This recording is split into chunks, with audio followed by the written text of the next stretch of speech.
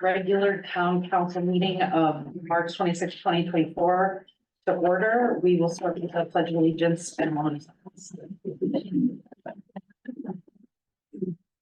I pledge allegiance to the flag of the United States of America and to the republic for which it stands, one nation, under God, indivisible, with liberty and justice for all.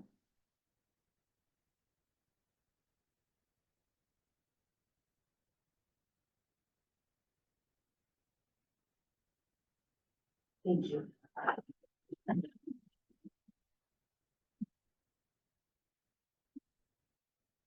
All right.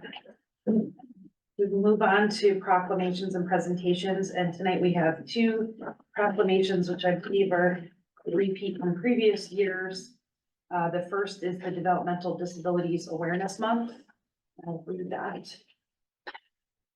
Whereas this is the 37th year of the United States has recognized and celebrated March as National Developmental Disabilities Awareness Month. And whereas on February 26, 1987, President Ronald Reagan officially declared Proclamation 5613, making March National Developmental Disabilities Awareness Month. The proclamation called for people to provide understanding, encouragement, and opportunities to help persons with disabilities to lead productive and fulfilling lives. And whereas everyone wants and deserves to enjoy life, feel productive and secure, but in March we take extra steps to raise awareness about the supports and rights of the people with developmental disabilities and to celebrate their contributions to our community and society as a whole. And whereas all individuals, agencies, and organizations supportive of people with developmental disabilities are encouraged to observe the month of March with appropriate observances and activities directed towards increasing public awareness of the contributions and the potential of Americans with developmental disabilities. Now, therefore, I, Katie Stargarter, Chair of the Tolland Town Council, on behalf of the Town Council and community at large, recognize March as Developmental Disabilities Awareness Month and embrace the contributions of all of Tolland's residents who live with developmental disabilities. Dated at Tolland, Connecticut, this 26th day of March 2024. And the second proclamation is for Fair Housing Month. Whereas April 2024 marks the 56th anniversary of the passage of Title VIII of the Civil Rights Act of 1968, commonly known as the Federal Fair Housing Act.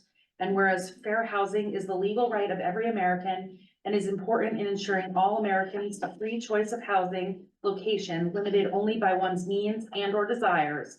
And whereas this law guarantees that housing throughout the United States should be made available to all citizens without regard to race, color, national origin, sex, religion, familial status, or the presence of children or disability.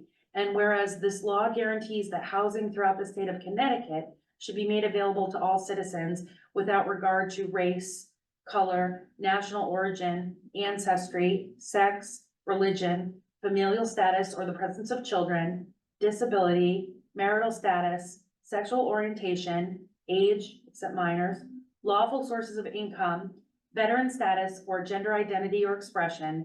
And whereas the laws of this nation and our state seek to ensure such equality of choice for all transactions involving housing, now therefore the Tolland Town Council, on behalf of the citizens of Tolland, proclaims April 2024 as Fair Housing Month and requests that all citizens and businesses of our community reaffirm their commitment to fair housing for all and wholeheartedly recognize these rights and responsibilities throughout the year. In witness whereof, I have here to set my hand and cause the seal of the Town of Tolland to be affixed on this 26th day of March 2024. Thank you very much to the town staff for preparing this. We will now move on to item 5, which is public petitions, communications, and public participation on any subject within the jurisdiction of the Town Council with a 2-minute limit. If you wish to participate, we'd ask you to come up to the table, state your name and address. If you are on Zoom and you wish to participate, you can raise your Zoom hand or press *9, and we will go back and forth between the in-person room and the virtual room. So we'll start in person. If someone would like to speak, you can come on up.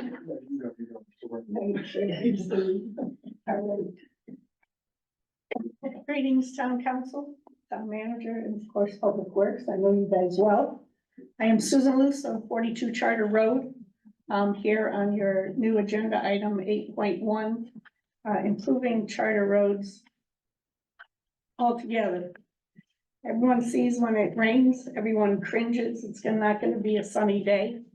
People on Charter Road cringe harder. And I'm sure everyone at Public Works is like at their wits' end. I've seen them more than anybody else this year. Charter Road has been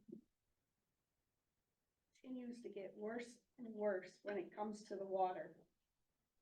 Anyone who's traveled Charter Road, there are times during the year you cannot travel without four-wheel drive.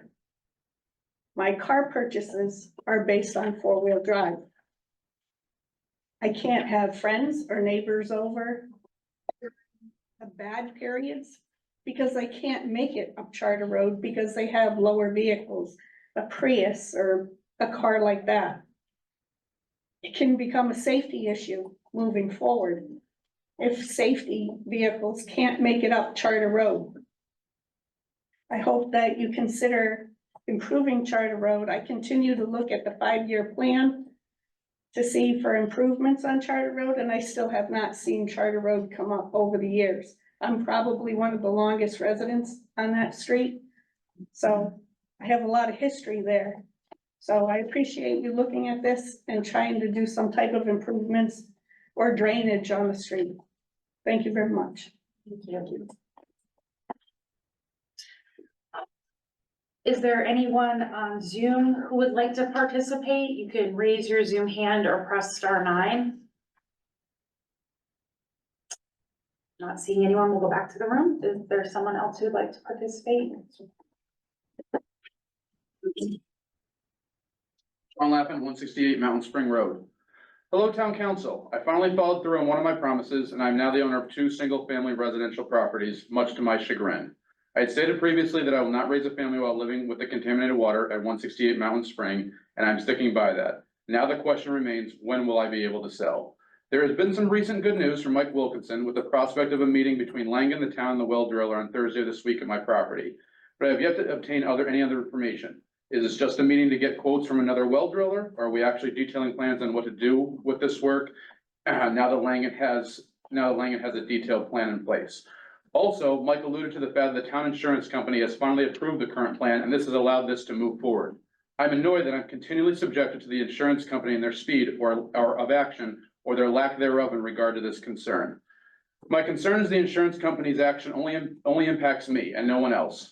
I would ask the town permanently suspend my taxes for my property. I'm moving to a nearby town, Vernon, and will have no longer any need of any of the town services and will not travel town roads, except to come to town council. This would allow the town of Tolland to have a stake in getting me potable water so that I can process the sale of my house sooner so the town can resume getting their taxes. This is only a suggestion, and I do not think this will actually happen, but I would love to see it. You can be sure that I will be tallying all the bills that are not necessary at my current property in the interim period while I cannot sell my house. Thank you.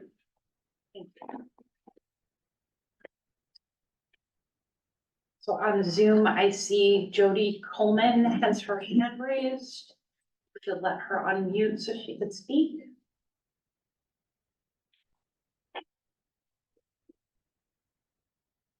Thank you, Jody Coleman Marziallo, 79 Tolland Green. I just wanted to make sure that the town council had received my email regarding amending the minutes from the March 12th meeting.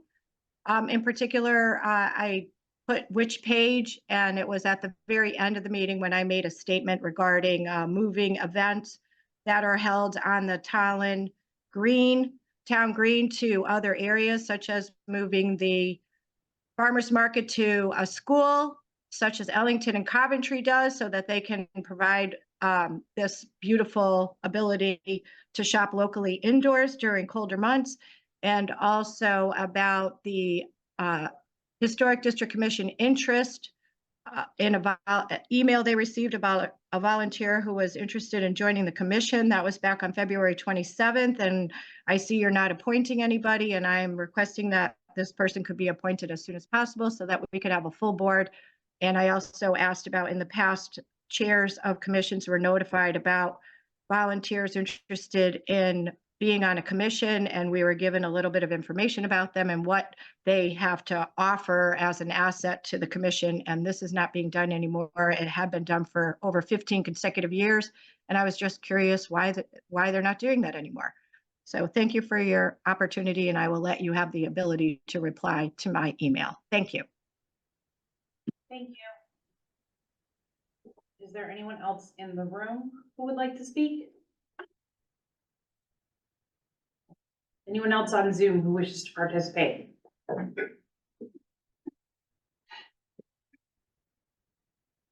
Seeing none, we will move on to item number 6, which is public hearing items, of which we have none. And then 7A, reports of boards and committees responsible to the council. Councilman Mark? Yeah, so this actually happened for the previous meeting. I wasn't able to attend, but I'll give an update now for the Economic Development Oh, Commission. before we get to, Oh. can we do the ones that are reporting to the council? Oh, yeah. Okay, so you and Counselor Yudichak might have an update on Firehouse? You wanna hear it? Yeah. Yeah, okay. Yeah, so we postponed the regular meeting because we were waiting on some change order requests, so we have a special meeting tomorrow. To just review the budget, some change orders that have come along and an updated construction schedule. And we'll be discussing, appointing, talking about before we bring it to town council, an alternate for the subcommittee. For the. Right, that's really it. And we have a site visit too, right? We do, Yeah. we do, yeah, first week of April. Mhm. And anybody's really ready to go to it because it is gonna be a meeting, so. You wanna see the, the 2 fire stations? Yeah, Crystal Lake and Plains Road. Plains Road. Ones we'll be again working on hopefully shortly. Yep. Yep. Thank That's it. you. Is there any ARPA update? No, we're still postponing those meetings because we do not have too much on the agenda. to Talk about yet. Okay, thank you. And there is no update from the Road Salt Task Force at this time, unless am I incorrect on that? I think you're correct on that. All right. So now we'll go on to, 7B, which is reports of town council liaisons. So Councilman Mohari, please give us a start. It's the Economic Development Commission, met a few weeks ago. Just a couple updates from them. They're in the process of meeting with local businesses to discuss interest in a community currency, which I think I mentioned before, but essentially be some, like a gift certificate program, interchangeable with local businesses. They also discussed opportunities to better promote the town as a good business location and to help companies that are actively looking for new locations and try to make Tolland look like an attractive location for them to come. Thank you. Do you want to keep going around? I'm good actually because, yeah, a couple of them have been canceled. Okay. Planning and zoning, what day is it, Tuesday? Last night got canceled. They didn't have anything pressing on the agenda, and in light of the budget meeting, they canceled the meeting, so that's all I've got. Permanent Celebration Committee met last week. I was unable to attend.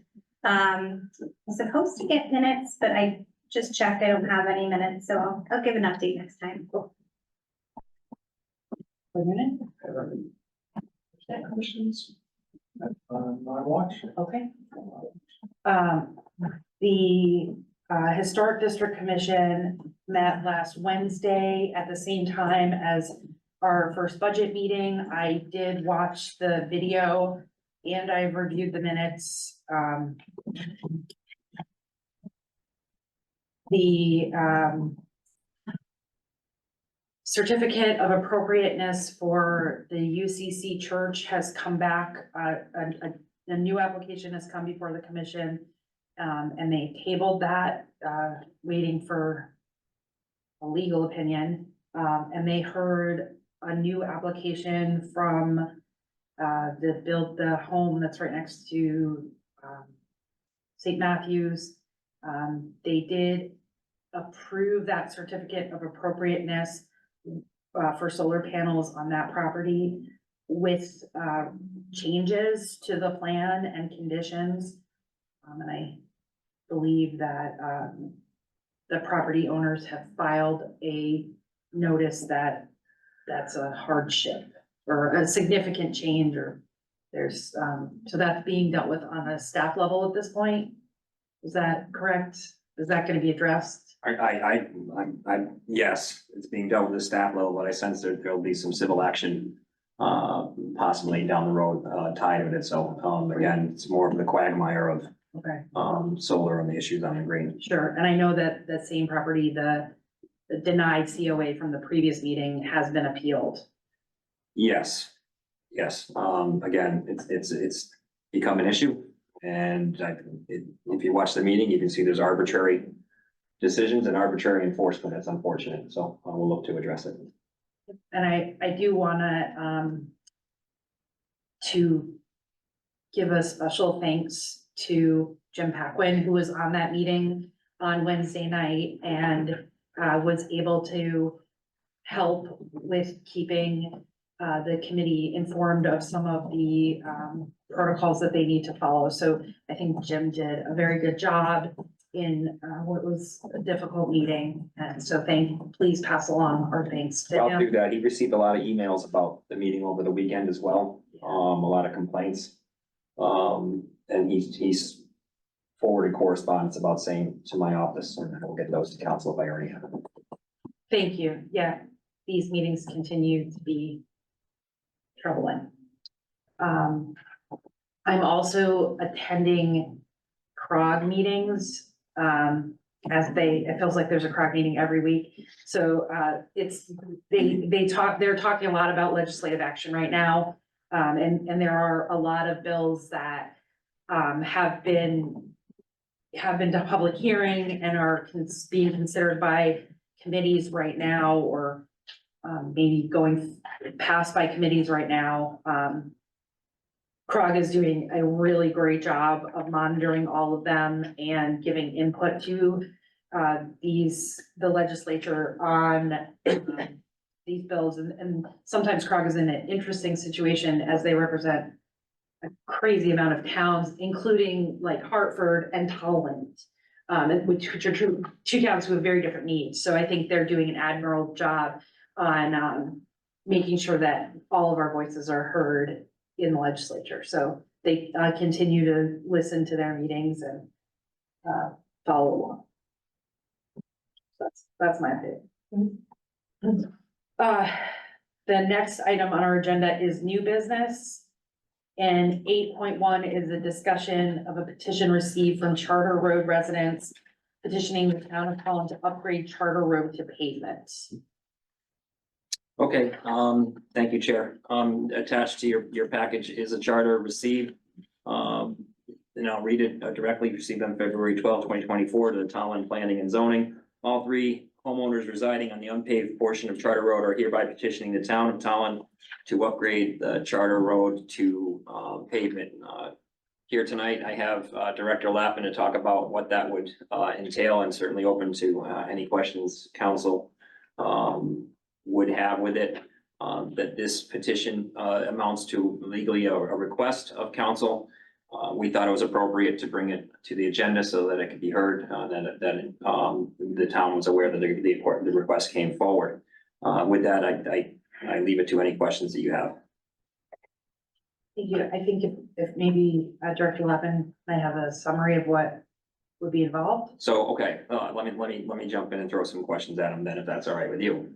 Yeah, no objection. Okay, so Scott, how many miles of unimproved roads do we have in the town? 8.83, I believe it is. 8.83. And let me just say, I would like to have all of those roads paved. I'm sure most of us would. You're familiar with Charter Road? Yes, And about how long is it, would you say? the unpaved portion is roughly a mile.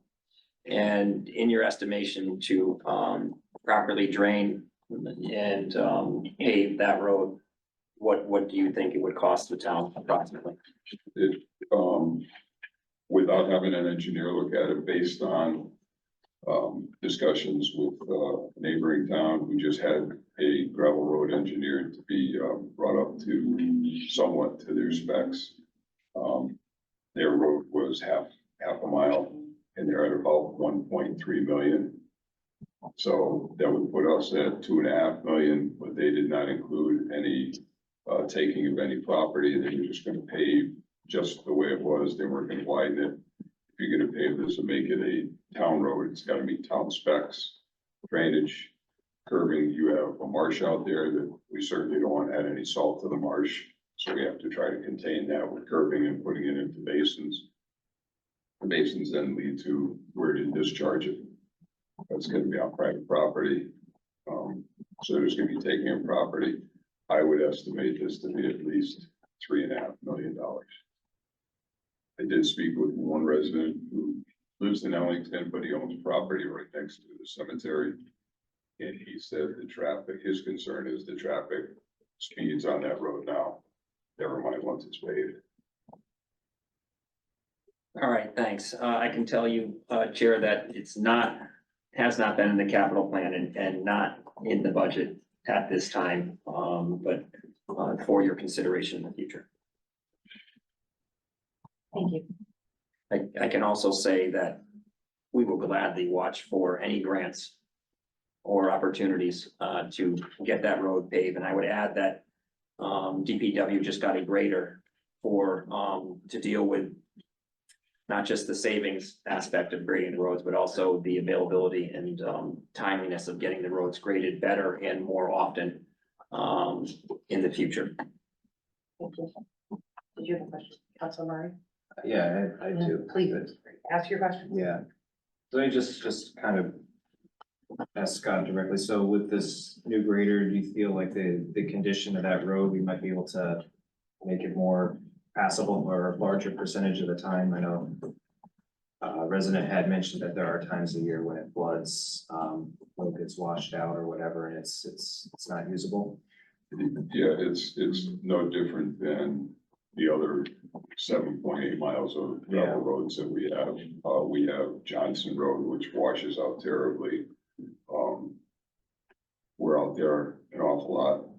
We would certainly address it. We can use the grader, bring it back to, but somebody has to prioritize which roads are worse. And I do agree, Charter Road gets pretty bad, especially down at the bottom by the cemetery, because that's where all the water comes to. But it's something that we could do, but it's still gonna take, it's gonna take time. And if it rains real hard this week and we dress it up and we're on to the other ones and it rains again, as it has, in the past couple of summers, it's challenging. It's never gonna be as good as a paved road, with it being just an unimproved road. For sure. Is there anything short of paving, and in addition to grading that could be done to improve the quality of that road? Once it's graded and we roll it, and we spray it with a liquid, either liquid calcium or a new material, that's, put out by, the big, solutions, the town of Ellington uses it. It's less expensive, less corrosive than calcium, but they use it on their gravel roads as well. Okay. It's good for keeping the dust down, as well as keeping the top course, if you will, a little tighter, so water will shed off for a while. Okay. Is that something, and that's something we currently do, or is that something Yes, we do, but it's only done once a year right now. Okay. Now that we have graded, we'll be able to address the roads more. It's just a matter of whether we can get the material to spray on more. Okay. And the one final question I had was, and you alluded to it a bit, I know that there's some state land that runs through there, including one parcel, I don't remember the name, but like, I don't even think you can enter it because it's like a wildlife area. There's a marsh. Yeah. there, yes. So when it comes to public works improvements, would that be a significant obstacle to anything that we'd want to do, or is there ways around it? I don't think so, because it's on our property, the road is on our property, we wouldn't be doing anything in their area, if you will. There's conservation area just on the road from there a little bit as well. Which is, town owned, but it's, our focus would be on keeping the road graded, shedding the water off the way we can, but if water comes surging down that road from the heavy rains, it's gonna continue to wash out the edges, work its way in. Okay. That's all for me. Thank you. Council Moran? Scott, can you remind us, how much we budget each year for like road paving, like repaving roads and things of that nature, what the total is per year? Repaving, Yeah. right now it's, we have a 5-year, $5 million bond. So like $1 million a year, and how much road does that get us? I know you mentioned it before, but I would say when we first started doing it, we used to get about 6.5 miles. Last year, we spent just about $1 million, a little over $1 million, and we did not quite 3.5 miles. okay. And understanding that the costs of paving and things like that have gone up, are either you or I guess Brian aware of, like, have we considered options to pave any of the unimproved roads, like in the past, adding that to capital or anything of that nature? Not since I've been here. It seems to me, decades ago, they probably should have, passed judgment. But who knows if they tried to and were stopped from doing it or for what reasons why. I don't know of anything. Scott, do you know of anything? I was asked probably 4 years ago about what it would cost, and at that time, it was somewhere in the neighborhood of 500 to 700,000 to do a mile. And that was without any drainage improvements. That was, the right way to do it is to actually go out there and do core testing and see what you have for a base. If you don't have a suitable base, then you have to bring in, a lot of gravel. And if we do it the right way. And try to. Thank you. Other questions? So this is nowhere in our capital plan, a year down the road, 2 years down the road, it's just something we have to have and maybe put in capital plan at some point. We don't have it in the capital plan. That would be a lot of, that's a lot of money to put in the capital plan. We just push other stuff out. I don't know if historically, if we've ever put roads in the capital plan, have we? That you know of? Put roads in the capital plan? I'm not sure what you'd have to ask Lisa what it's actually considered. I thought it was part of our capital improvement, but there is a difference between capital improvement plan and capital improvement project, whatever. So it's like rental equipment.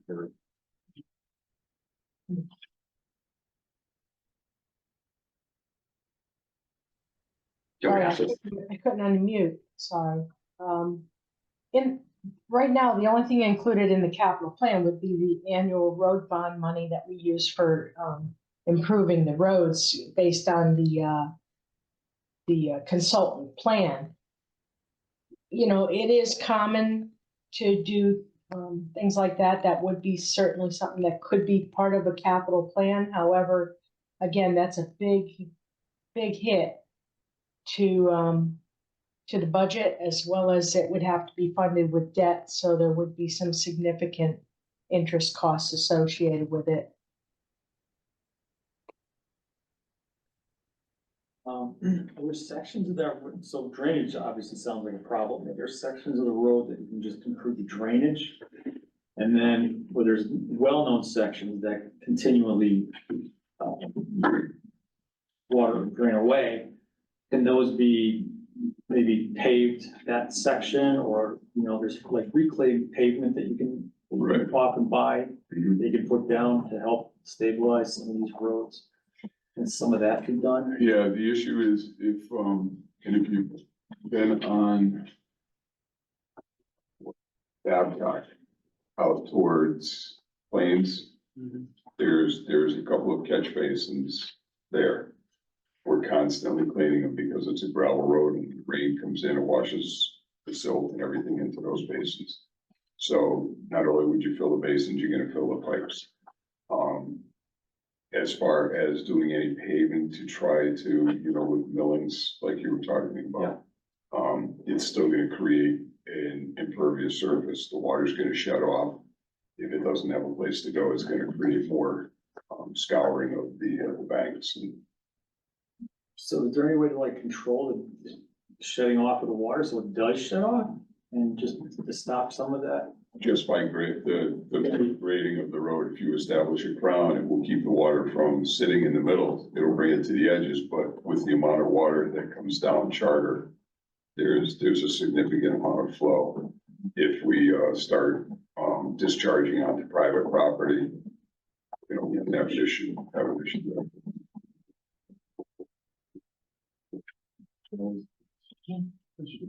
Yes, that's what So kind of just based on what Joe was asking, do you think it would be sufficient to, you know, take like a New Hampshire or Vermont approach to this?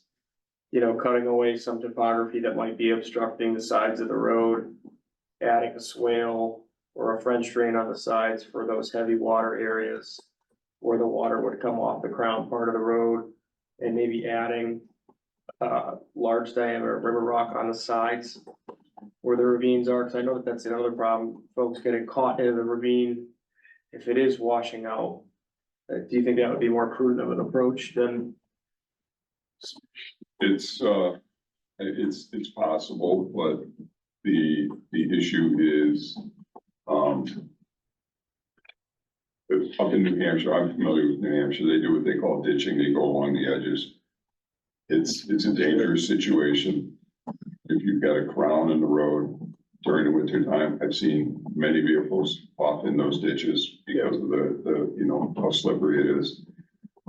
As far as stabilizing them with riprap, the larger rocks and what have you, that's fine, but again, it's, you know, similar to what I was telling Joe, any runoff that you get is gonna eventually fill those rocks with all of that debris, and that's not something you can just go in and hose off and clean. You have to take all that out again, replace it with new riprap in order to, and that will definitely slow down the surge of the water. But where it goes from there, you don't have any control over whether it's gonna leach into other properties and start creating more scouring, and we certainly don't want to do that marsh. Thank you. Other questions?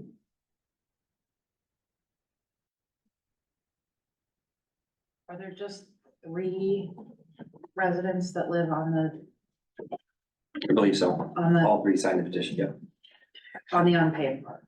Is there, There's, yes, and then there's the resident who has the farm, but he does not reside there. okay.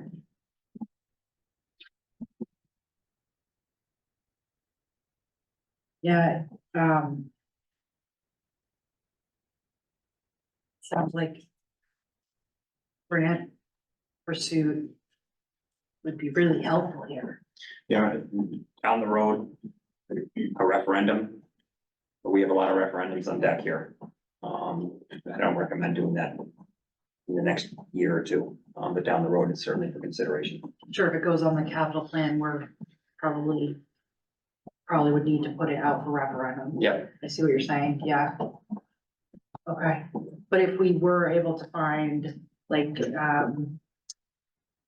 you know, CROG does grants sometimes for Of course. roads. Yep. That would, yeah. Okay, I think, are there any other questions? Yeah, I think if you could keep us updated on, Megan does this in your monthly reports, but I think we'll continue to monitor whether there's grants available, and, you know, we do make a budget decision next week as well. I guess if we needed to, that's, could be considered, I suppose, for the budget. Got it. Thank you. And I want to thank Ms. Luce for coming as well. Thank you. Yeah, thank you. Thank you. All right, next on our agenda is discussion of the current sidewalk policy as it pertains to the use of the temporary ADA grass mat, costs associated with its use, and subsequently charging groups who use the green for events to pay all or portion of those fees. Yeah, so as you know, the will of the council was to put an ADA walkway on the green. That is currently in litigation. As a result, through the efforts of Lisa Hancock, we have a temporary ADA mat there. The ADA mat has about 4 more years of life expectancy. We would likely have to replace it if it keeps getting heavy use. That being said, I'm optimistic that we won't need to come forward with a plan to pay for replacement at this point. But I know you have some thoughts on it too, Chair. So you put in front of us a proposed change to the town green policy. Correct. And this, can you tell us a little bit about the changes in So, this? so what I, revised version? so in order to purchase the mat, it was about $17,000 a few years ago. We got some donations to get it down around $15,000. The life expectancy is around 6 years with medium use. We're certainly using it heavy and hitting it with a weed whacker. So we would have to replace it, and so now it comes down to how are we gonna pay to replace it? One thought was, we're using it the most on the green, considering the cost it is for DPW, the man hours to put it down and lift it up and to store, and of course, repair the lawn and everything. I wanted to start collecting fees based on the use of the green. That becomes, I'm hoping that is not necessary at some point, but at any rate, it's something that we may consider down the road, but right now, we'll continue to put the mat out there as best we can to meet the needs of everyone in the community as best as we can. Anyone have any questions about this? I have a question. Is there a way as a council that we could move it forward, even though it's in litigation, or plan to do The, something further? the cement sidewalk? Yeah. What are your thoughts on that? It is planned right up until the point where we had to stop. So Okay. it is, once a judge tells us, yes, go ahead and put it down, we're ready to run. If he tells us, no, you can't, then we'll move into looking for a way to replace that mat. Fantastic. But everything is lined up and ready to go. Any other questions, Council Moran? I know in the proposed changes, the first part talks about the town manager deciding whether the temporary sidewalk is required. But is the sidewalk removed, like after each event, or what happens now with the sidewalk? Like, when does it come up? When does it put down? A lot of it's based on, the needs that we see for the ADA community around the events. But great weight is considered to the amount of staffing, as we talked about in the budget last night, that we're always asking DPW to do above and beyond. This is one of them, probably one of the bigger ones. Where we ask them to put it up, we put it down as best we can for the farmer's market. And we try to leave it in as long as we can. It's not there for the entirety of the farmer's market, but it's there for the breadth of it during the middle part of the season. We also have, the Harvest Festival and the tree lighting, and the menorah lighting and such. So we try to place it around as strategically as we can to get the most mileage out of it. But again, that mat ain't meant to be down for an entire summer. And we are gonna wear it out, likely quicker than the 6 years. Was there, I just can't remember, was there a proposed amount you were thinking would be? No, that was for that, we were gonna discuss that. Okay. And I didn't have a proposed amount, and I don't think we could raise $17,000 or whatever it costs now. But we can certainly start adding some funding in there. All open to discussion, but again, I am confident in our approach in the town and that this won't be necessary. But should it be, we will visit this. All right. Is it possible as we may have this conversation to get like a list of all the events for the past year or so, just to kind of get an idea of what the volume is that we're talking about, and what kind of groups are using the green? Sure. Okay, I think that would just be helpful context. to That's have. maintained. Okay. Follow-up question might be a little bit harder to ask. Do we have rough estimates on attendance, at least for maybe some of the bigger ones, like, When someone fills out a permit, we ask them what the expected attendance is. okay, so that's information Yeah. that is out there. And a lot of them are regular events that we know. Yeah, The pancake breakfast or whatever, X amount of people, and, we're able to figure that out, but, okay, there's some big ones. okay. And then as far as determining when one is used, can you, let me just describe a bit about what an event would be where that would not be required?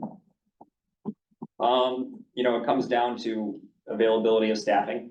Okay. And is it worth it to put it down? And certainly that's open to a lot of discretion. We do the best we can without, picking it up and putting it down, and hence the need for a permanent sidewalk. So, and that's always there. Yeah. And we're not deciding who deserves an ADA walkway this weekend or next weekend on our Tolland Green. So I don't have an answer for that, Jacob. We do the best we can. We all consult. But it comes down to the number of people over a period of time. And it's a lot of people, we do the best we can. Okay. And we also listen to our ADA community. And Yeah. it's an event that they'll get on us. I'm gonna put it that way. Yeah. If they want it there. And when it's not there, they tell us. Okay. Yeah, that's kind of what I was getting at, especially because I'm not an expert in that area of law, but I was kind of curious how you kind of balance that out. Last question. Yeah, I definitely agree that, permanent sidewalk is definitely the solution we want to push for ultimately. I guess just one other thing, if the council does feel that we need to charge groups at some point and we want part of that fee, to go towards not just the labor costs, but also the replacement costs, I think it would be beneficial maybe to. I had only considered the replacement cost, no labor. Oh, just replacement costs? Yep. Okay. So I guess my request there is, if we are able to move forward with the sidewalk and it turns out we don't need a mat, would it be possible from like an accounting standpoint to refund that money to groups? If we get the sidewalk, we won't move forward with this process. Exactly. Well, I mean, like, but maybe, because we don't know when that's going to happen as far as litigation goes. So maybe we are in a spot where we need a charge with the anticipation that we're going to need to replace the sidewalk. Then maybe we find out, actually, we don't need to, we can go ahead with the sidewalk. I'm just wondering. I don't think we've moved that way. I think our intent, and correct me if I'm wrong, Chair, is that we're not gonna move forward with this. Well, I think Jacob's question is, Yeah, I messed up. if we move forward, would these fees be reimbursable to the? Someday, yes, Yes. of course. Okay, that's exactly what I was. Yeah, and if that was impossible to get it to the groups or whatever, find a way to get it to the ADA community themselves, Okay, yeah, I think that's important. or an ADA improvement, yeah. Idea to put forward. Yeah, that's all I have right now. I think it's a discussion that we continue to have and think about. Any other questions? If we were to consider charging a fee, would there be any groups that would be exempt from paying the fee, or would this just be across the board, anyone? I think there'd be flexibility that would be determined by all of us as a group to, come up with the best process for that. To charge the Boy Scouts for, 10 people. They're Well, I selling guess that's the popcorn. question, Yeah. right, So right. that's something we would look to, look at those nuances and determine it, but at this point, we're not looking to define that. Thank you. Questions? Okay, I have some questions.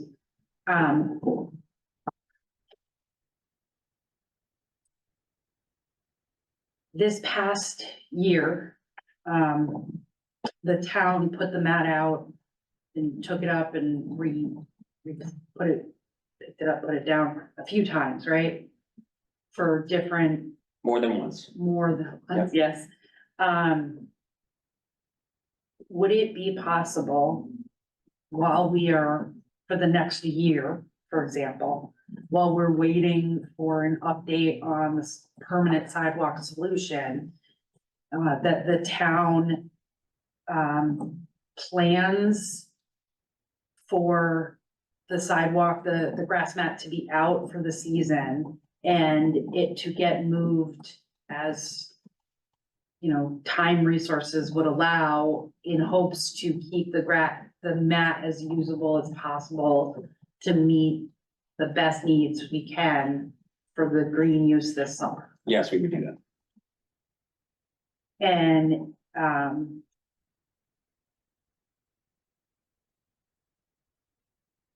it seems to me, and I think we can obviously continue this and make a decision or on a future meeting, but it seems to me that especially, it would be really insightful to see what Jacob's asking in terms of usage.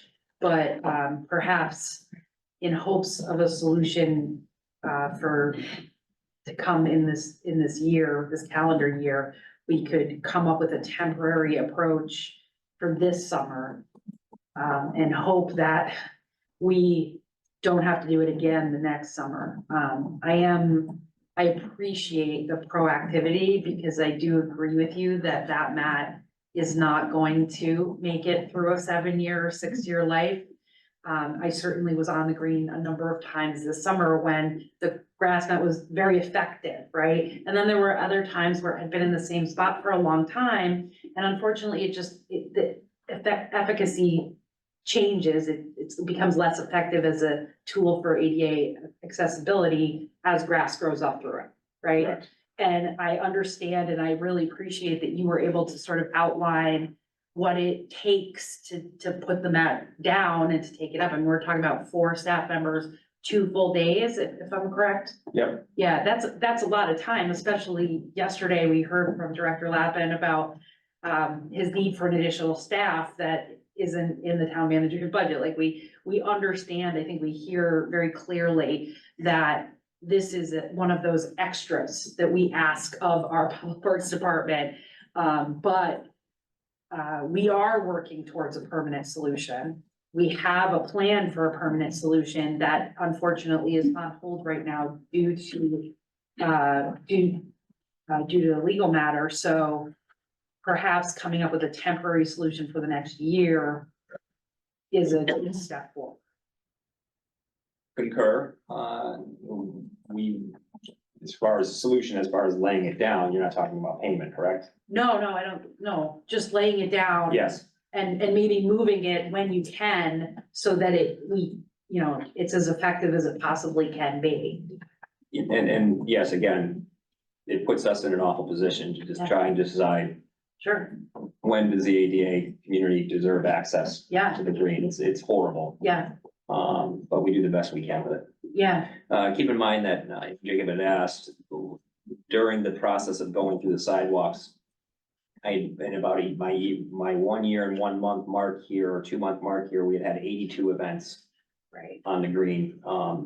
At that point, I'll certainly refresh that number for you, Jacob, and see where it is. This was last year at some point. And looking to expand, more events on the green, as it's such a beautiful part of our town. Sure, absolutely. Okay, so I think, then we could think about this and maybe come up with more direction next week, next meeting, is that what? Yeah, the next April meeting. Okay, Yeah, I'm fine with that yeah, conversation. yeah, I think if we could get the information on usage and expected attendance, from the applications, yes, everybody's got it. And that way we continue this conversation into our next meeting in 2 weeks. All right, any other questions before we do that? Okay. So the next item on our agenda is appointments to vacancies on various municipal boards and commissions, of which there is none. Number 9 on our agenda is old business, of which there is none. Number 10 is the report of the town manager. Thank you, Chair. Early voting went very well today. Thank you to Mr. Bach, Mr. Wyman. We are so lucky, I say it every time, to have them. Other towns had some hiccups. Ours went very, very smooth. Numbers were around where they predicted. Trying to forecast that into a massive election in the fall. I think they're gonna do a good job of doing that. We'll just, work out some things. We already started talking and planning for it. The rec center had a need for some afternoon programming with the youngsters. They were approved through the state this week to do that. I'll get you more information once it's finalized and we're gonna move forward with it. It's a great thing for our rec center. I have a surplus equipment project. I'm just putting it on your radar right now, thanks to, again, I've mentioned it before, Director Lappin, and I'll work with Chief Vitale in literally finding equipment from previous employees here. that we're gonna look to surplus down the road. We met with Dr. Eric Jackson today, myself, Dave Cochran, our development director, and Megan in grants. Dr. Jackson works for the Yukon program for highway safety that's in coordination with DOT in looking at some grant opportunities. And he's also a Tolland resident. You might have seen him on social media here and there, or on the news, and when anytime there's anything DOT or traffic safety. But he's got he's tuned into the grant world, and especially in regards to federal transportation stuff. So we had a great meeting with Megan, and we have some stuff to look at in the future. Starbucks is proceeding. They reached out to David Cochran at the end of last week. We made progress.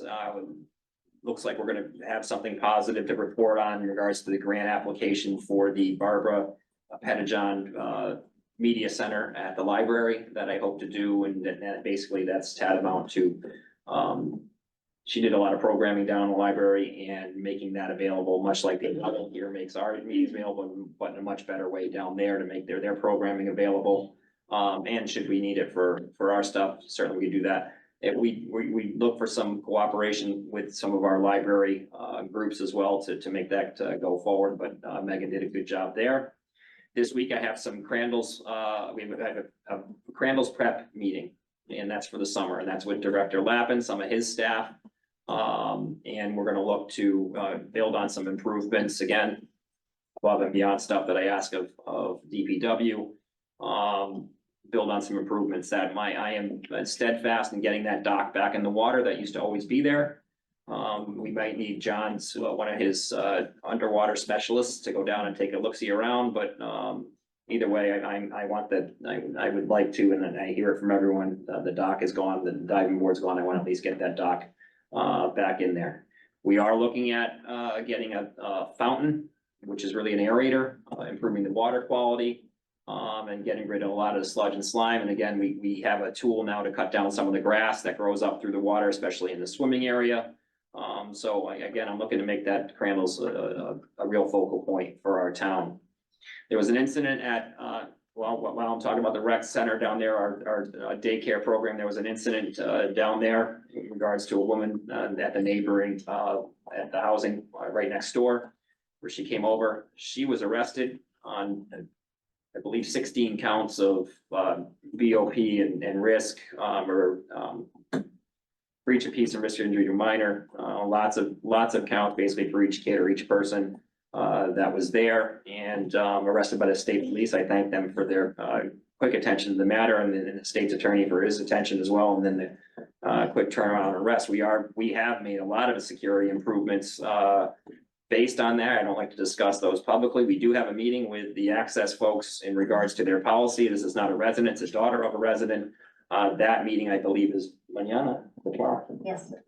So we'll look to have that done. I have nothing further. Are there any questions for the town manager?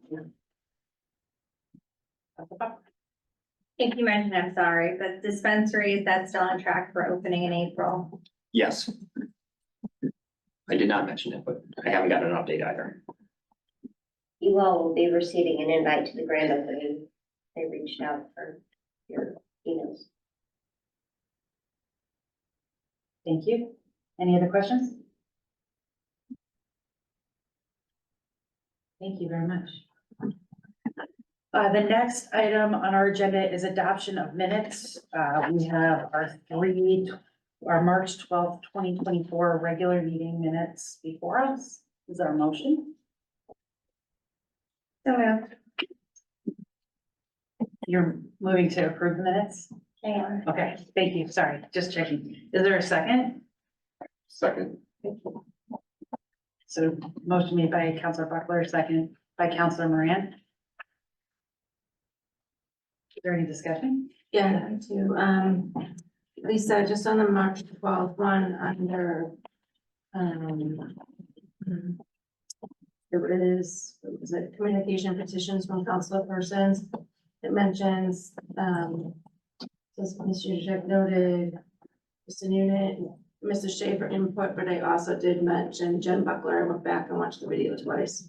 I'm sorry, repeat that. Repeat the change you want, that's fine. Just, Jen Buckler. I thank Jen Buckler, Joe, and Alex for their input. Jen's name was left out.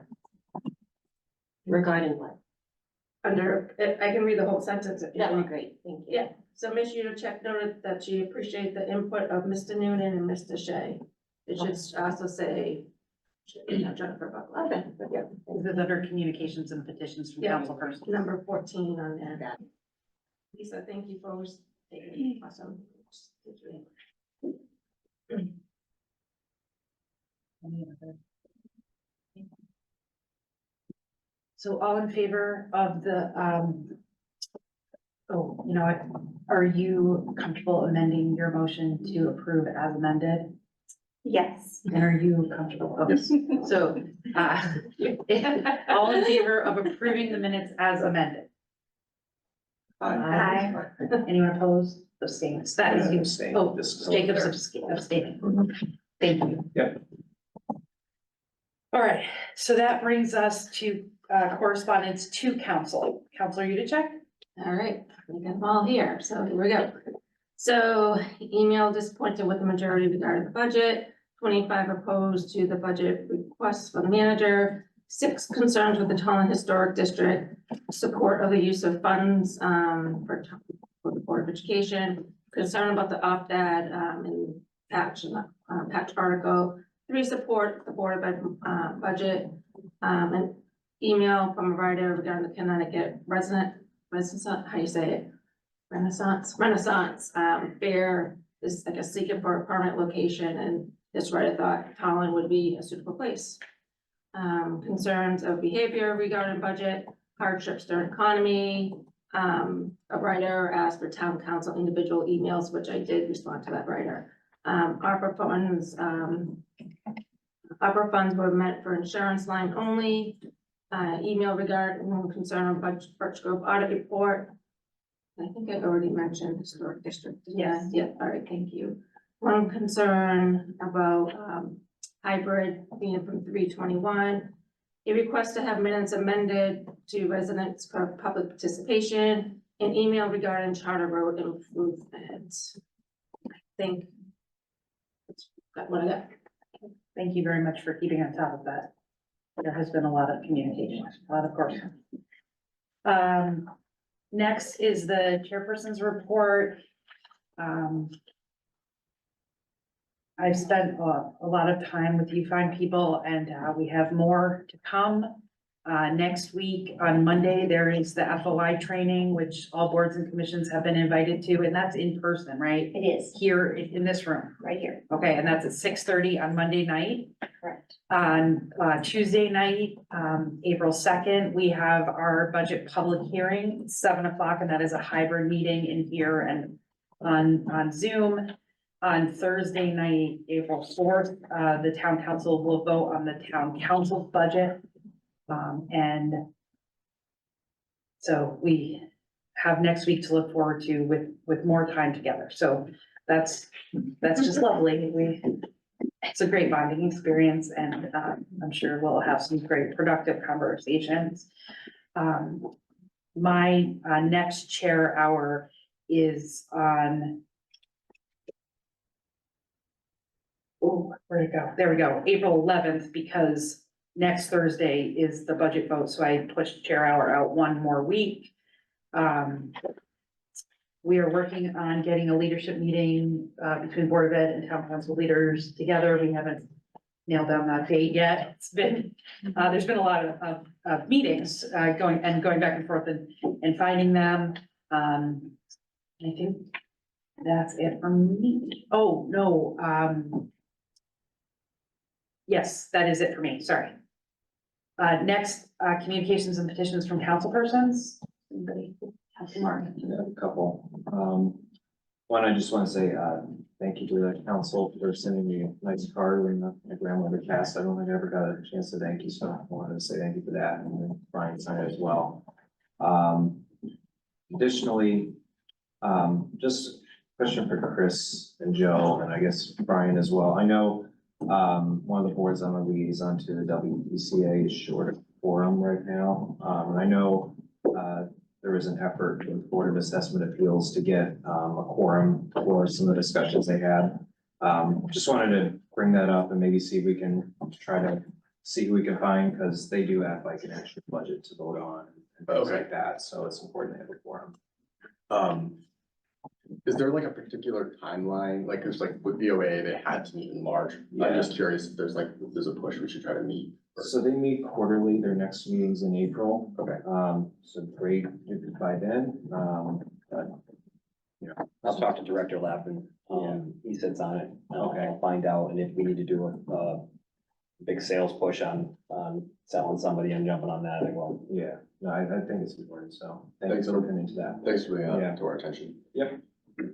That's all. Any other communications and petitions from the council people? I just wanted to be noted that I'm gonna be away, I'm gonna be out of state from April 7th to April 13th. So, Hope you're doing something fun. absolutely. That's great. Enjoy. Hopefully you have great weather for it. Anything else?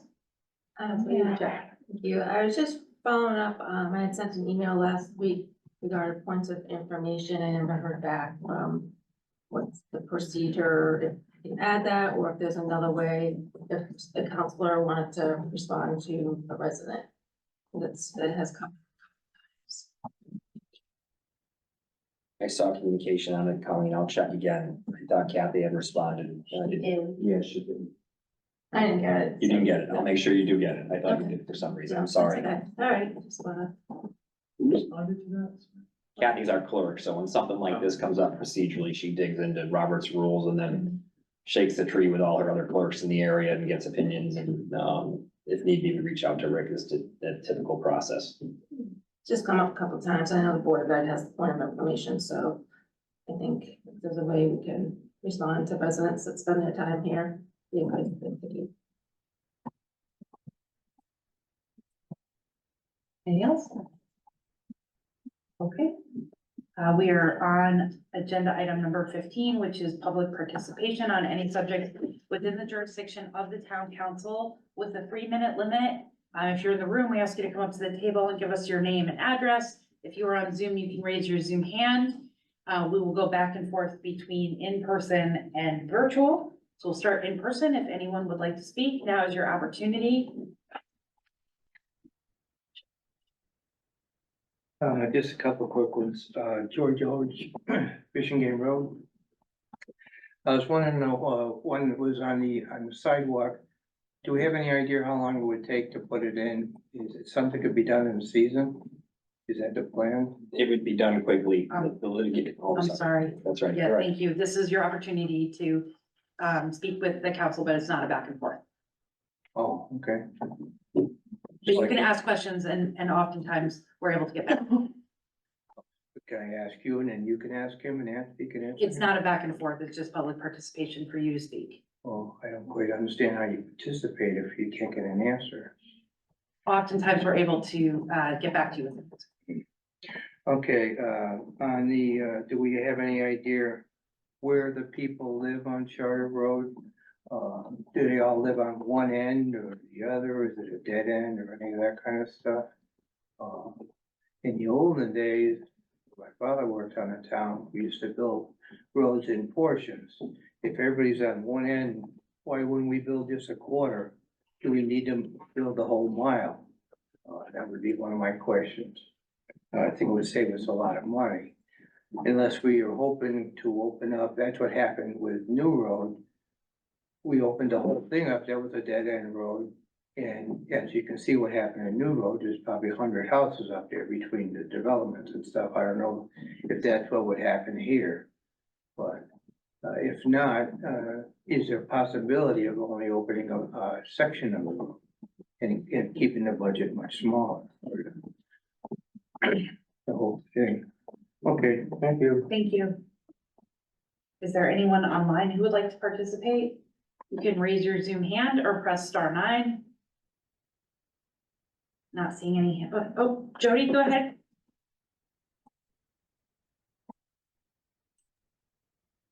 Thank you. Jody Coleman, Marziallo, 79 Tolland Green. I did notice that the grass mats are currently out as of today, and they have been out all year. And this is the first time since their purchase that they have been left out in the winter. And I would think that it would be advantageous to bring them in during the winter months when there are no events in order to preserve their lifespan. That's all. So I was just curious as to why they're out, because as far as I know, the last use of them was at the end of the lighting of the menorah, which was on December 15th. So we're clearly past 90 days of that, and we haven't had any events, and we're not having any until May, to my knowledge. Thank you. Thank you. Is there anyone else in the room who would like to speak?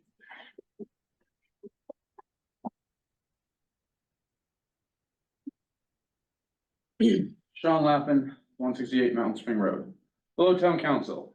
I was very disappointed to hear there were no updates from the Road Salt Task Force. I hope that the town is still committed to this endeavor of getting residents that have had their wells poisoned potable water in the end. Just to put some figures to the amounts that I will be tallying monthly, given the fact that I cannot sell my house, $1,030 for a mortgage payment, $525 to taxes to the town of Tolland, $800 a month HELOC payment. And these are only the monthly fixed costs, on the monthly fixed costs that I have, and do not include the other random expenditures which could happen. Further internal plumbing issues, for example. I can also say that I should have sold my house for $325,000 by today's market, given my realtor's comparables and market assessment. If my delay in selling allows for a market downturn, that will also be something that I will be recording. I hope the town council takes this serious, because it seems to be little more than a standing issue with no concern for remedying this problem or any other expediency associated with this issue. My hope is that Thursday's meeting is a productive one that sets some firm timelines and deadlines associated with this work at my property. We are going on 8 years with this problem at my property, and I'm looking to move on. Thank you. Thank you. Is there anyone else online who would like to speak? You can raise your Zoom hand or press *9. Not seeing anyone else online. Is there anyone else in the room who would like to speak? Dennis Deegan, 689 Tolland Stage Road. I've been participating in several of the Historic Commission meetings as well. I guess what my takeaway and why I thought it was worth providing some input is that one thing that's going on in the world today, and certainly in this country, is we have people who speak the loudest, speak the ugliest, misrepresent things and incite people. And therefore they get people to write letters and do things when they probably don't know really what they're talking about. Many times they are misinformed, misled, and sometimes they don't have the intellectual capacity to understand what's going on. I guess I find it somewhat alarming. You have a handful of individuals with history in this town that dates back many, many years, and looking around the council meeting or chairman or your committee here, you know, the understanding for history, as I note with a lot of younger folks, is that it doesn't seem to be in the same value range as those that are older. And you have a committee made up of individuals who understand what historical value means, and quite honestly are doing the best they can, which is a term I heard 100 times tonight, the best they can to basically uphold historic value in this town. Candidly, I think I might have mentioned in one meeting, the property where I'm currently living goes back in our family to, I said 1950, it's actually 1954. Relatives in this town go back to the early 1800s. And my mother and aunt's maiden name, interestingly enough, happens to be Charter. Some individuals have a respect for that. Others don't have a lot of interest in it. I won't say lack of respect. And I guess the final thing is the two most recent petitions for solar panels have professed in one side of their mouth that it has to do with the environment. But the reality is, at the end of the day, it's all about money. The UTC, their concern, as I understand it from a priority standpoint, is not saving the environment, but it's saving money so that they can maintain their church in town. I understand that, I can appreciate that. But quite honestly, when you put something that degrades the the historical value of a property, quite honestly, you're asking everyone in town to support that church. That's what you're doing, okay? By allowing them an exception, whether you think it's an exception because you think these are renegade people that are not complying with saying yes to people. The fact is, they are doing the best they can to uphold historical value. And candidly, it is an opinion. It's not a fact. It's an opinion.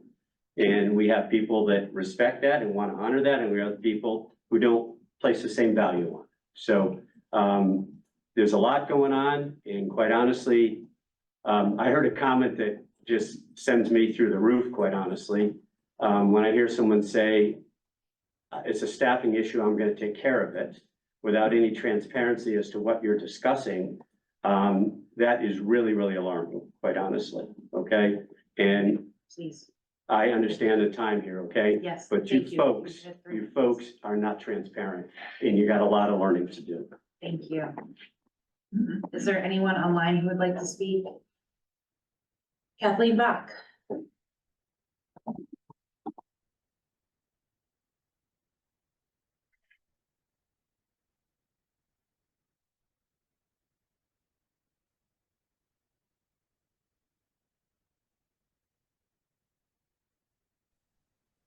There, thank you. Just very quickly, as a member of the Historic District Commission, I can assure you that I'm sorry, I could am you give us your name? voting in an, Could you give us your name and address first for the record, please? I apologize. I rehearsed that in my mind. Kathy Bach, 255 Tolland Stage Road. I'm speaking tonight as a seated member of the Historic District Commission. And I can assure you that I am not voting, nor do I speak in an arbitrary fashion on the commission. I happen to review our guidelines before every meeting, and I take every application very seriously. We do represent the community, the town of Tolland. And for that reason, for the last couple of months, I have been asking that we be allowed to have legal advice for these two applications that are before us. I put that in writing since we have not gotten that courtesy extended. And Jim Paquin, I think, has forwarded that written request to the town manager. Since I think you are concerned as we are, at least I hear the town council chair expressing that. I hope that you will please allow us to have our questions reviewed by legal counsel, and perhaps even at the next meeting have legal counsel available, but certainly at least have our questions reviewed by counsel. We are very serious. We aren't necessarily taken seriously. Thank you for your time tonight. Thank you. Is there anyone else in the room who would like to participate? Anyone else on Zoom who would like to participate? Okay, seeing none, we will close public participation and move to adjournment. Is there a motion to adjourn? So moved at 8:13. Is there a second? Second. Is there objection to adjournment? Objection to adjournment. Is there objection to adjournment? Okay, without objection then, we are adjourned.